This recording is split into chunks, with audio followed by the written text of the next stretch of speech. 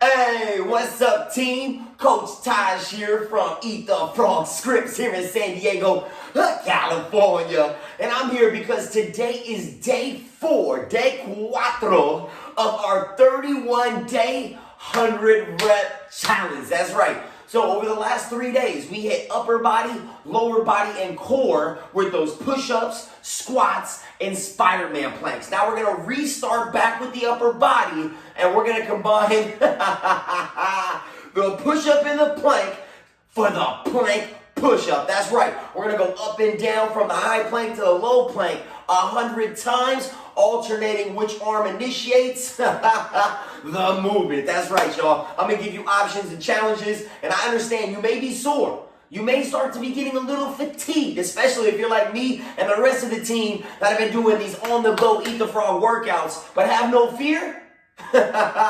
Your boy Taj Rockitt is here. All right, so how we want to go about it? We want to start in that high plank. So you're going to start with those wrists under those shoulders. Make sure those joints are nice and lined up. You're going to step each foot back to about hip width. Want to make sure our hips aren't rocking, but our core will be talking. We're going to go ahead and tuck the pelvis. So notice, we don't want that lower back curving. We don't want to be dipping those hips to the floor. We want to tuck it and suck it. Make sure your glutes are squeezed and control when you breathe. You know what I'm saying? So we're in this high plank. All we want to do is slowly lower one arm and then the other to the low plank position. Notice when I lower, my elbow is directly under my shoulder.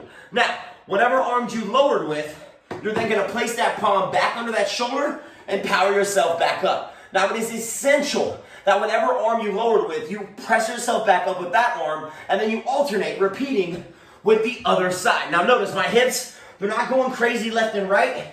I'm keeping everything sturdy, and I cannot reiterate enough. When you lower yourself down, you're in control, and you want to put your palm where your elbow is. So notice my elbow's right here. I'm putting my palm there to make sure I'm getting directly under my body. We don't want to end up here. I see when people get tired, they end up doing it way out here. But what happens when our wrist is way out in front of our shoulder?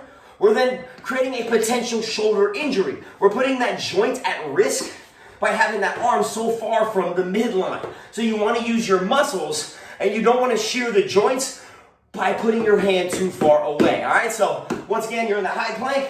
You're lowering down, let's say with that left arm, keeping those hips nice and stable, and then you're powering yourself back up, alternating each time. Now, if you're having a hard time going up and down, option number one, boom, you just drop to those knees. Once again, wrists are still under shoulders, tuck the pelvis, keep the core tight, squeeze that booty like you just ate a lot of beans and you don't want anybody to smell you, you know what I'm saying? Man, all you gotta do, same thing. Slowly lower down, and intelligently power back up. Now, if you're doing this, once again, and you're noticing that your hips are rocking from your knees, just widen your knees, just like you would do if you're on your toes, and you would widen your feet.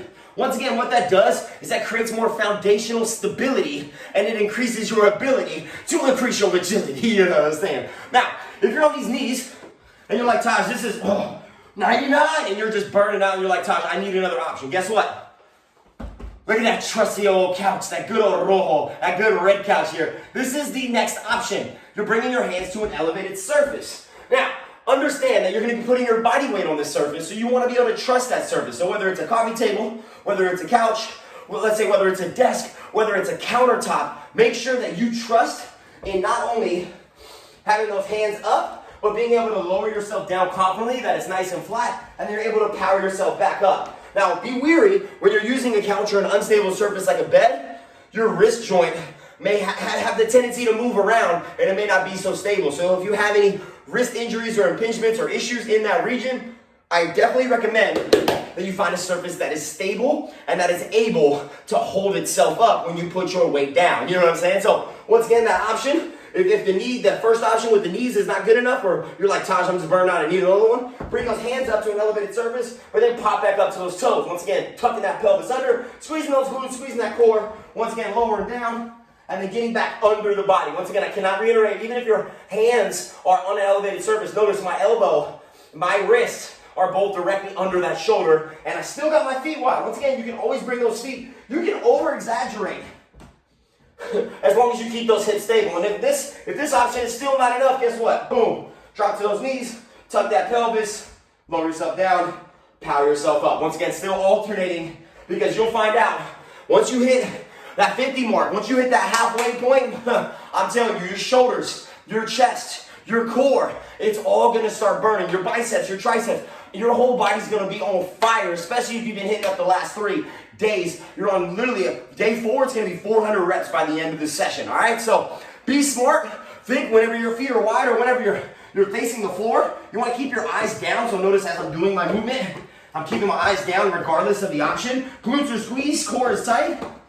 And I'm pretending, I like to pretend like I got a glass of mud on my lower back. We don't want to have to bust out the Tide Pods and do an early load of laundry. That's right, so we got to keep our hips stable. So if I have that glass of mud on my lower back, and I'm wearing all white, like we're going to a wedding, that we don't have to do the laundry before the ceremony. You know what I'm saying? So anyway, once again, it's day 4.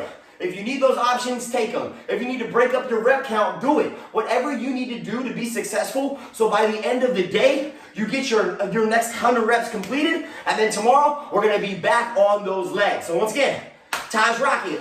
I'm here at Eat The Frog Scripps, trying to take you on a physical trip to help you increase your grip and get ripped. You know what I'm saying, baby? Anyway, I'm about to get down and get these planks in. I'll see y'all tomorrow with day number 5, but before we get there, we gotta finish day number 4. Let's get it, team.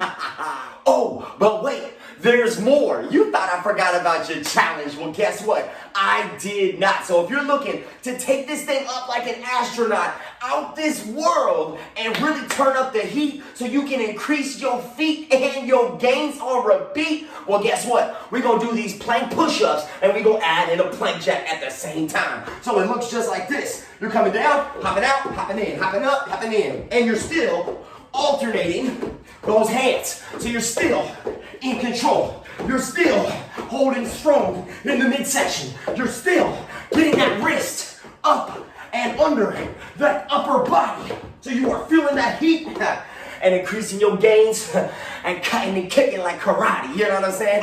Anyway, once again, these reps don't count for me. I'm going to start back up from the top from 100 and we gonna get it. Let's go, team. For real this time.